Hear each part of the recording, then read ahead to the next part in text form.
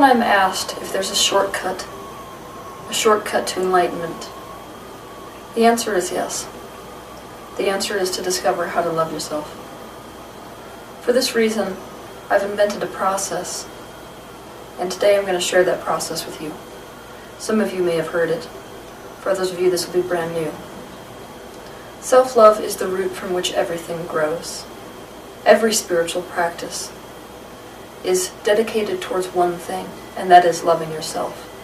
If you understand that the ultimate truth of this universe is oneness, then you can't practice loving anything without simultaneously loving yourself. But the best way to go about learning how to love everything that is, learning unconditional love, is to learn how to unconditionally love yourself. For most people on this planet, to say, "I love myself," is not truth, yet. When you say that, you will feel an emotional withdrawal from those words, because it is not your truth. And so, we invented this process, myself and my guides, to help people to line up with self-love quickly. This process begins with a commitment. The commitment is for 1 year you are going to live your life according to one question. It will be your mantra every moment of every single day. So you get out a calendar and you mark today, and then you mark 365 days from today. And all the days in between, you live your life according to the question, what would someone who loved themselves do? Right now, in the current life that you're living, you're struggling with your decisions.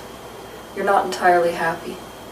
The reason is, you are making your decisions based on criteria other than what you would do if you truly loved yourself. Asking yourself what would somebody who loved themselves do, receiving the answer, and then doing it, is how you're going to get everything that you want in this life. I've spoken quite often about the fact that you could think of life kind of like a current. Upstream is an aspect of resistance. Downstream is an aspect of allowing, and everything you want is downstream. The answer to what would someone who loved themselves do is always downstream. And so, if you're constantly going downstream, you can do no other than to line up with your personal joy, the perfect partner if that's what you want, all the career success and purpose you could possibly hope for. You are going to ask yourself, what would someone who loved themselves do anytime you have to make a decision, no matter how small or large? You're going to ask yourself this question whenever you have a spare minute where you have the opportunity to decide what to do with your time. Basically, all day, every day, for an entire year, you are going to live your life according to this one simple question. When you ask this question, the answer will come to you immediately. It will come as an immediate flash of intuition. I want to talk to you for a minute about intuition. Intuition is defined as immediate insight or understanding without conscious reasoning. Many of us have learned to tune out or to ignore our own intuition. Most of us have received negative messages from our parents, teachers, or peers which caused us to doubt our own intuition. By this point in your life, your intuition has most likely been obscured by the fears and beliefs that you have erected in front of it. But the good news is, though we may shut out the messages we receive from our true self, the true self continues to give them. So it is impossible to lose intuition. Intuition comes with a feeling of correctness and affirmation. It will come as a sudden knowing, a gut feeling, a thought, an image, an emotion, or a bodily sensation. It will be a quiet, clear, and often quick impression. Even if the message of intuition is about something negative, it will come across as being delivered in a neutral tone. This is because genuine intuitive guidance comes from the highest of perspectives, a place of love and freedom where fear does not exist. So if strong negative emotion is involved with an intuition, you should always be suspicious that you are either dealing solely with fear or that you have clouded an intuition with fear. Don't be worried that you're not going to know the answer to the question. When you're facing a decision and you ask yourself, what would someone who loved themselves do? You will get the answer immediately.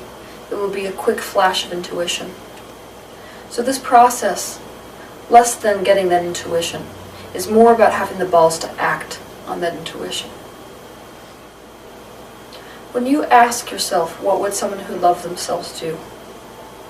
The answer you receive is coming directly from your higher self. And your higher self holds unlimited perspective.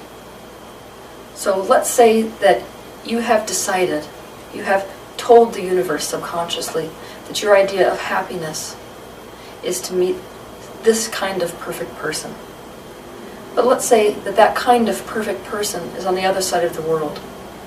To you in your physical life, it's very difficult to conceive of how you could go about meeting this person who is good for you but is currently on the other side of the world. But from infinite perspective, from source perspective, it's no more difficult than it is for you to take an ant from one room to the next room. And so when you ask yourself the question, what would someone who loved themselves do? You're actually allowing the universe to take you along the quickest route between where you are and what you have asked for. You may not know why that's the answer. When you ask what would someone who loved themselves do and you receive the answer, you won't know why that's the answer.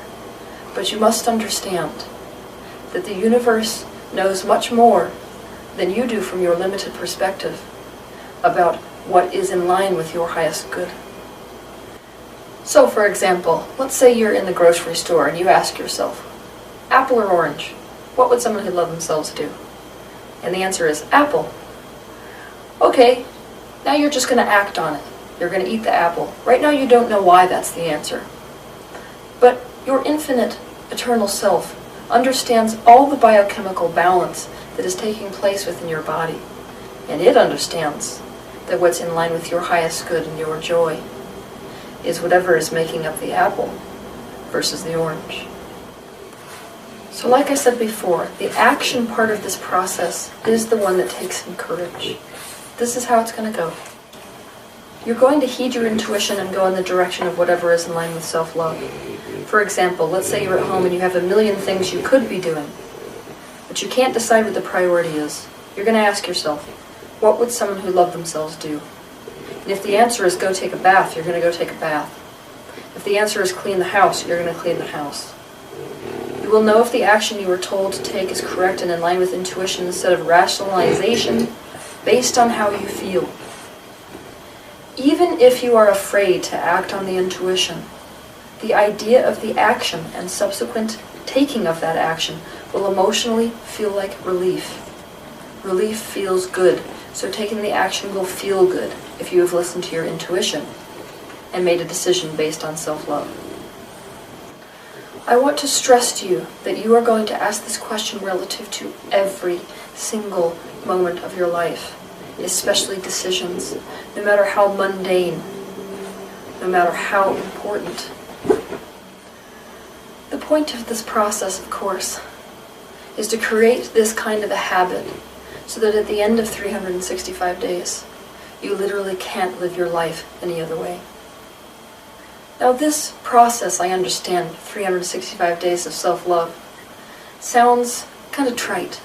Sounds like one of those ridiculous self-help exercises that people give you, these self-help experts give you, and they never really go anywhere even though they kind of feel good at the time.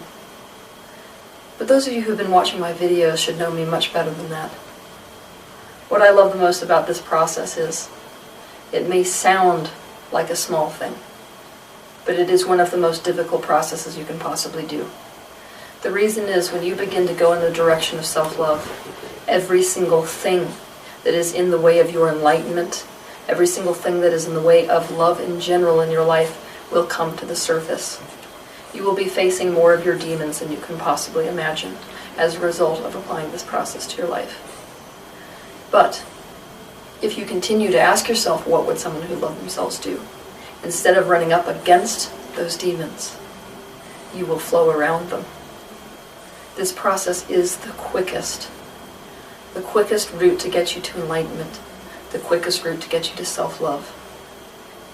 So go try it out, and have a good week.